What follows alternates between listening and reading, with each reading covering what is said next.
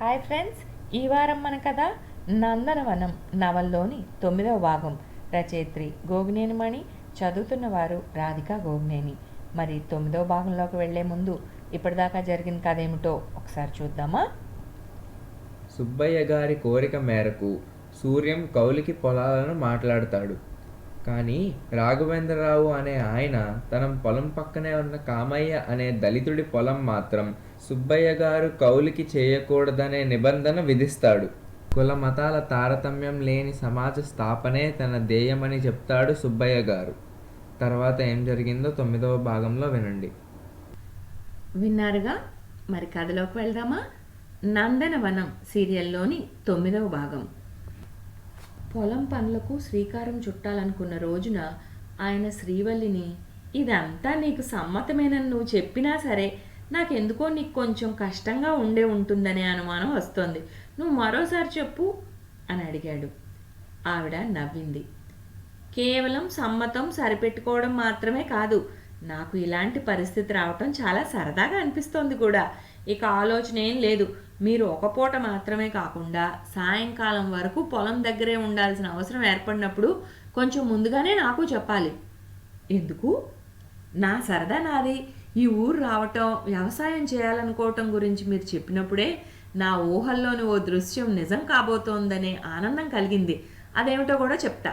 కళ్ళకు కొంచెంగా కాటుకు పెట్టుకుని, చక్కని చుక్కల చీర కట్టుకుని, చిన్న జుట్టు ముడిలో ఓ పువ్వు పెట్టుకుని, నెత్తి మీద ఒక గంపలో బో పెట్టుకుని పొలం గట్టుపై నడిచి వస్తూ ఉంటే, నవ్వు ఆపుకుంటూ ఆవిడ చెప్పుకుపోతుంటే, అక్కడితో ఆగు అని ఆయన అనగానే ఆవిడ ఉలిక్కిపడి ఎందుకన్నట్లు చూసింది. మిగతా వర్ణన నేను పూర్తి చేద్దామని అంటూ సరదాగా నవ్వాడు ఆయన. ముక్కుపై జారిన స్వేద ముత్యాల్ని కొనగోటితో విదిలించగా, నీ తడి చేయిని నేను సుతారంగా పైపంచుతో ఒత్తి దొత్తలోని బువ్వని కమ్మని గోరుముద్దలుగా చేసుకుని ఇద్దరం ఒకరికొకరు తినిపించుకుంటూనే కబుర్లు కలబోసుకుంటూ నవ్వుల్ని విరజిమ్ముతూ, ఇదేగా నీ కల? ముసిముసి నవ్వులతో అవునన్నట్లు తల ఊపింది. కథల్లోనో ఊహల్లోనో ఇలాంటివి చాలా బాగుంటాయి. వాస్తవంలో అయితే అందరిపై అరుస్తూ పనిచేసిన ప్రయాస నాకు, నడిచి వచ్చిన ఆయాసం నీకు, అంతే అంటూ పెద్దగా నవ్వాడు ఆయన. ఇష్టంగా చేసే ఏ పనిలోనూ కష్టం ఉండదని నువ్వేగా సుబ్బు చెప్తూ ఉంటావు. ఇప్పుడేమో ఇలా అంటాం, ఏది నమ్మాలి? నిష్ఠూరంగా చూసింది ఆవిడ. రెండూ నిజమే. అయితే ఏ పరిస్థితుల్లోనైనా నిబ్బరంగా నిలబడి ఆనందించే నేర్పు నీకుంది కాబట్టి నీ ఆలోచన కరెక్టే కావచ్చును అంటూ ఆయన పక్కపక్క నవ్వి, అంతేకాదు అవి నా మాటలు మాత్రమే కావు, చెప్పకనే నువ్వు కొన్ని ప్రవచనాలు చెప్తుంటావనిపిస్తుంది. నిన్ను గమనించి తెలుసుకున్న వాటిని నేను చెప్తూ ఉంటాను. అంతేనండి లచ్చిందేవి. మొత్తానికి మన ఇద్దరికీ శుద్ధులు బుద్ధులు అందరికీ చెప్పడం అలవాటైందన్నది మాత్రం నిజం అంటూ శ్రీవల్లి నవ్వింది. ఇద్దరికీ ఏకాంతంలో ఒకరిని నువ్వు అంటే మరొకరు మీరు అంటూ మన్నించుకోవటం పరిపాటే. ఆ విషయంగా ఇద్దరికీ ఎటువంటి పట్టింపులు భేషజాలు ఉండవు. రవళి అప్పుడప్పుడు 1-2 సార్లు వచ్చి శ్రీవల్లితో ఏవో కబుర్లు చెప్పేది. ఇంటి అరుగుల మీదో లేక ముందు గదిలో ఓ పక్కగానో కూర్చుంటూ ఉండేది. తర్వాత మాత్రం శ్రీవల్లి హామీ ఇవ్వడంతో పర్వాలేదని నిశ్చింతగా ఇంట్లోని అన్ని వైపులకు తిరుగుతూ, మాటలు కలుపుతూ, చొరవగా ఏవైనా పనులుంటే చక్కబెడుతూ చనువు పెంచుకుంది. అలాగే ఆ రోజు వచ్చినప్పుడు ఒకచోట చిన్న చెక్క బీరువాపై ఉన్న ఫోటో ఆల్బమ్ తీసి తిరగేసింది. కెవ్వుమన్నట్లుగా అరచిన రవళి అరుపు కూలిక్కిపడిన శ్రీవల్లి అదిరిపడి హడావిడిగా చేతిలోని పని వదిలేసొచ్చింది. రవళి తన చేతిలోని ఆల్బంలోని ఒక ఫోటోను చూపిస్తూ, ఇది మీరేనా అని అడిగింది. అవునని శ్రీవల్లి తలూపగా, మీకు గుర్రపు స్వారీ కూడా వచ్చినా అంటూ విస్తుపోయింది. ఏదైనా టూరిస్ట్ ప్రదేశానికి వెళ్ళినప్పుడు అక్కడ కొందరు గుర్రాలపై ఒంటపై కూర్చోబెట్టి ఫోటోలు తీసి డబ్బులు వసూలు చేస్తుంటారుగా, అలా తీయించుకున్నదేగా. అంత టీవీగా కూర్చున్నారు, భయం వేయలేదా?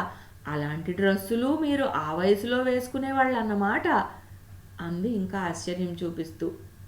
ఆ ఫోటో కూడా చూడు అంది ఇంకొకటి చూపిస్తూ శ్రీవల్లి.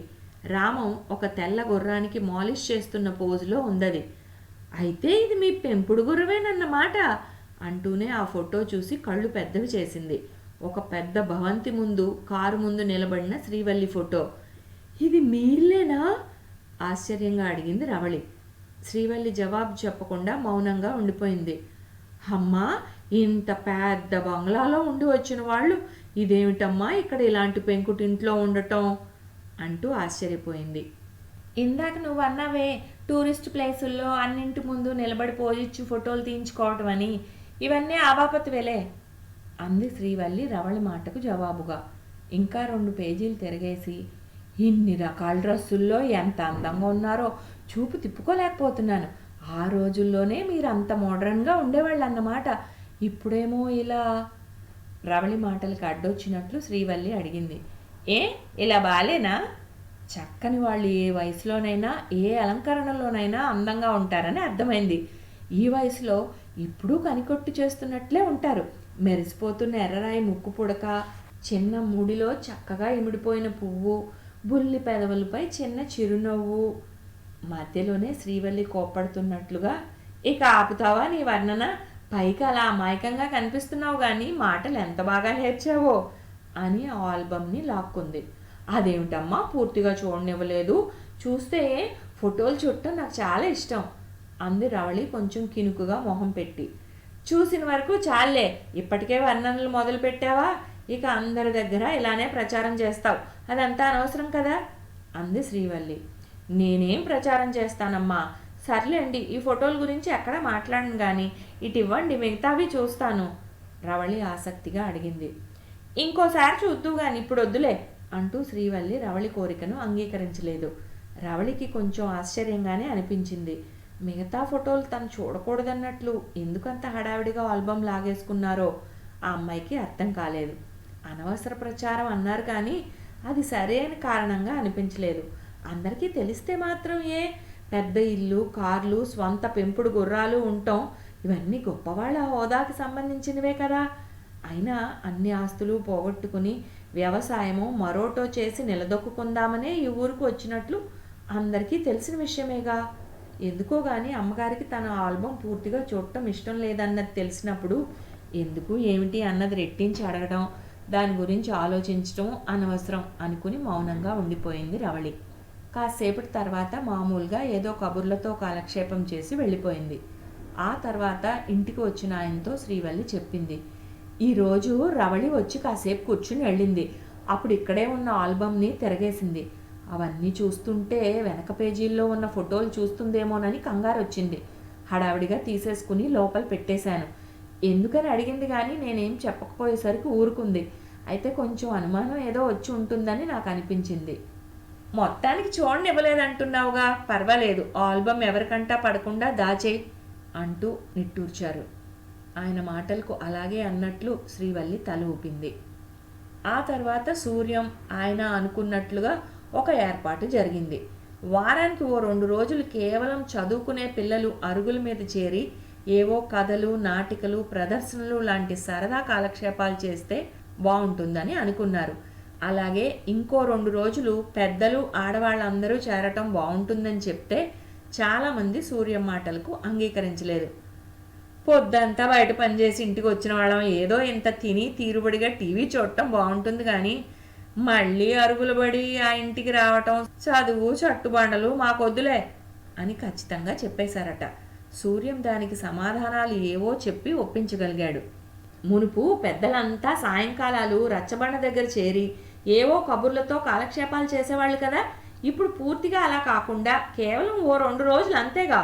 మనకు టీవీ అలవాటు మరీ వ్యసనంలా మారకుండానూ తగ్గుతుంది. ఆ పైన అందరితో కలిసిమెలిసి కష్ట సుఖాలు వెళ్ళబోసుకోవటంతో అందరి మంచి చెడ్డలు మనకు తెలవడం, ఏవో పరిష్కార మార్గాలు చెప్పుకోవటం, ఒకరికొకరం సాయం అందించుకునే ఆలోచనలు చేయడం, ఇలాంటివన్నీ జరుగుతాయి. పెద్దవాళ్ళు తమ అనుభవాలను వివరిస్తారు. ఉత్సాహం ఉన్నవాళ్ళు తమకు తోచిన కథలు చెప్పవచ్చు. మునుపు పరుగులు పడి అయ్యేవారు ఇలాగే చేసేవారట. పిల్లల్ని కూర్చోబెట్టి పాఠాలు చెప్పడమే కాకుండా తోటల్లోనో ఇంకేవైనా చూడదగ్గ ప్రదేశాలకో తీసుకువెళ్ళి అన్నీ చూపిస్తూ ఆ వివరాలు పాఠాలుగా బోధించేవారట కదా. ఇప్పుడు ఈ సుబ్బయ్య గారు కూడా వారి తాతగారి ఆలోచనలను కొన్ని అమలు చేయాలనుకుంటున్నారు. చదువు అంటూ ఏం ఉండదు, కేవలం కబుర్లు, కాలక్షేపాలతోనే ఏదైనా నేర్చుకోగలగటం ఉంటుంది. ఆడవాళ్ళు కూడా ఒక దగ్గర చేరి ఇలా కాలక్షేపం చేయడము బాగానే ఉంటుంది. అయ్యగారు, అమ్మగారు మాత్రమే కాదు, అందరూ ఎవరికి తోచిని వాళ్ళు చెప్పుకోవడంగా ఉంటుంది. దీనికి ఏమైనా టికెట్లు లాంటివి పెట్టడం లేదుగా. మనకు నచ్చకపోతే వెళ్ళాం, నచ్చితే ఇంకా ఇంకా జనం పెరుగుతారు, అంతేగా. సూర్యం అలా విశదీకరించడంతో అందరూ ఆనందంగా సరేనన్నారు. అలా అరుగుల మీద సమావేశాలు ప్రారంభమయ్యాయి. స్కూల్ పిల్లలైతే తమ చదువులకు భంగం లేకుండా టీవీ చూసే సమయాన్ని తగ్గించుకుని తమ ఆలోచనలకు పదును పెట్టి చిన్న చిన్న నాటికలకు రూపకల్పన చేయడమే కాదు, చక్కగా ప్రాక్టీస్ చేసి ప్రదర్శనలు చేశారు. శ్రీవల్లి పిల్లలకు చిన్న చిన్న మార్పులను సూచించడమే కాకుండా చక్కని సందేశము, హాస్యము కలగలిసి ఉండేట్లుగా ఎలా రూపొందించాలో కొన్ని తన ఆలోచనలు వాళ్ళతో పంచుకున్నట్లుగా చెప్పేది. అది వాళ్లకు ఆనందంగా అనిపించింది. బాగున్న వాటిని పెద్దల ముందు ప్రదర్శించడం జరిగింది. తమ పిల్లల తెలివితేటలకు, ఆలోచనలకు పెద్దవాళ్ళు బాగా సంతోషించి చప్పట్ల ద్వారా ఆ విషయం తెలియచేశారు. ఆ చప్పట్ల హోరుకి పిల్లలకి ఉత్సాహం రెట్టింపైంది. సెల్ ఫోన్ వాడకం బాగా తగ్గిపోయింది కూడా. చదువులకి ఆటంకం ఉండకూడదని ఎవరికైనా స్కూల్ వాళ్ళు ఇచ్చిన హోంవర్క్లో ఏమైనా తెలియనివి ఉంటే అవన్నీ రామం వాళ్లకు విశదీకరించేవాడు. శ్రీవల్లి కూడా కొన్ని ఆంగ్ల పాఠాలని వివరించి చెప్తుంటే వాళ్ళకు అద్భుతంగా ఉండేది. అలా పిల్లలు పెద్దలతో కాలక్షేపం చేయటం వాళ్ళ ముగ్గురికి కూడా బాగుంది. విజ్ఞానం, వినోదం పంచే ఆ కార్యక్రమాల గురించి అందరూ బాగా నచ్చినట్లు చెప్పుకోవడంతో మరికొందరు పెద్దలు రావడం మొదలుపెట్టారు. కొందరు పెద్దలు మాత్రం అందరితో కలిసి కూర్చోవటాన్ని అంగీకరించక ప్రత్యేకంగా కూర్చున్నారు. ఆ విషయాన్ని ఆయన, శ్రీవల్లి గమనించినా పట్టించుకోనట్లుగా ప్రవర్తించారు. ఆ తర్వాత మాత్రం కొన్ని పురాణ కథలకి కొన్ని మార్పులు, తమదైన సూచనలు చేసి పరోక్షంగా కుల మతాలనేవి మనం కల్పించుకున్నవే కానీ వాటికి ప్రత్యేకమైన గొప్పదనం ఏమీ లేదనే విషయాన్ని మనసుకు హత్తుకోగలిగేలా చెప్పడంతో వాళ్లలోనూ ఆలోచన రేగింది. పురాణ కథల్లో అన్నీ గొప్ప సందేశాన్ని ఇచ్చేవే ఉండవు. కొన్ని ఆ రోజుల్ని బట్టి అప్పటి ఆచారాలను అనుసరించి ఇప్పటి పద్ధతులకి సరిపోని విధంగా ఉండేవి. వాటిలోని మూర్ఖత్వాన్ని, మూఢాచారాల్ని ప్రోత్సహించే విధంగా కాకుండా మంచి మార్పు గురించి ఆలోచించేలా మార్చి అలా వాళ్ళకి వివరించడం జరిగేది. పురాణ కథల్లోనే కాదు, ఏ విషయంలోనైనా ఘాటుగా విమర్శిస్తూ తమ ఆలోచనే సరి అయిందన్నట్లు వాదించటంగా కాకుండా సమాజపు ఆచారాల్లో కానీ వ్యక్తుల ప్రవర్తనలో కానీ నచ్చని విధానాలను సహేతుకంగా వివరించి తమకు తోచిన మార్పులను సూచించడం బాగుంటుందని అనుకోవటమే కాదు, అదే విధానాన్ని ఆ కుటుంబంలోని ముగ్గురు ఆచరణలోనూ పెట్టేవారు. ఏ విషయంలోనైనా ఎప్పటికప్పుడు సంస్కరణలు అనేవి అవసరమే. ఎవరివైనా మేలైనవనిపించే భావాలను భేషజం లేకుండా అంగీకరించి ఆచరణలో పెట్టగలిగితేనే పురోగతి ఉంటుంది. 4 రోజుల తర్వాత మొహం చిన్నబుచ్చుకున్నట్లుగా వచ్చిన రవళిని చూసి శ్రీవల్లి కారణం అడిగింది. ఏం లేదమ్మా అని మొదట బుకాయించినా తర్వాత నెమ్మదిగా అసలు విషయం చెప్పుకొచ్చింది. నేను ఇక్కడికని బయలుదేరి వస్తున్నప్పుడు మన రామం బాబు, ఆ పరమేశ్వరం గారి అమ్మాయి కారులో వెళ్తూ కనిపించారు. నిట్టూర్చింది. అవును, ఎక్కడికో వెళ్తామని నాకు చెప్పారు. ఆ అమ్మాయి నందుకి ఏదో షాపింగ్ ఉందని వీడిని రమ్మని తోడు కోసం పిలిస్తే వెళ్తున్నానని చెప్పాడు. మాకు కావలసిన వాటి జాబితా ఇచ్చాను తీసుకురమ్మని. మధ్యలోనే శ్రీవల్లి మాటలకు అవునమ్మా వాళ్ళు అదే చెప్పారు. నన్ను చూసి కారు ఆపించి దిగి వచ్చి నా భుజం చుట్టూ చెయ్యి వేసి సరదాగా కలిసి వెళ్దాం, నన్ను రమ్మనమని చాలా అభిమానంగానే పిలిచింది ఆ అమ్మాయి అంది రవళి. మరి ఇంకేమిటి అన్నట్లుగా శ్రీవల్లి చూసింది. ఆ అమ్మాయి నందు ఎంత బాగా ముస్తాబయిందో, అసలే కుందనపు బొమ్మలా ఉంటుందా, దానికి తోడు అందమైన డ్రస్సు, గాలికి కొంచెంగా ఎగురుతున్న జుట్టు, కళ్ళు తిప్పుకోలేకపోయాను అంటూ నిట్టూర్చింది. నీకు ఈ మధ్య వర్ణించడం ఎక్కువైంది అనిపిస్తోంది. సరేలే, అసలు విషయం ఏమిటో అర్థం కాలేదు, అది చెప్పు అంటూ శ్రీవల్లి నవ్వింది చిన్నగా. ఏమిటోనమ్మా, చెప్పడం బాగుండదని ఊరుకోవాలనుకున్నా కానీ మీ దగ్గర మనసులోని మాటను దాచలేననిపిస్తోంది. మా అమ్మ అయితే కొంచెంగా ముస్తాబైనా సరే ఒప్పుకోదు, ఏదో అంటుంది. పెళ్ళయ్యాక నీ గోలేదో నీది కానీ అప్పటి వరకు నలుగురు నోళ్ళల్లోనూ పడకుండా బుద్ధిగా ఉండు అంటూ సతాయిస్తుంది. చదువు అంతే, హై స్కూల్తో ఆపేయించింది. మన ఊరికి కాలేజీ వచ్చింది కదమ్మా, చదువుకుంటానని ఎంత మొత్తుకున్నా వినిపించుకోలేదు. గొప్పాళ్ళ ఇంటి సంగతి వేరు కానీ ఈ ఊళ్ళో మాలాంటి వాళ్ళల్లో మాత్రం ఇంకా పూర్తిగా మార్పు రాలేదు. ఆడవాళ్ళకి చదువు ఎందుకు, కూడు కూర వండుకుంటూ ఇంట్లోనే పడి ఉండటమే బాగుంటుందని అనుకుంటారు. అవసరమైనప్పుడు మగోళ్ళకి సాయంగా పొలం పనులకు మాత్రం వెళ్ళొచ్చని అనుకుంటారు అంది నిట్టూరుస్తూ.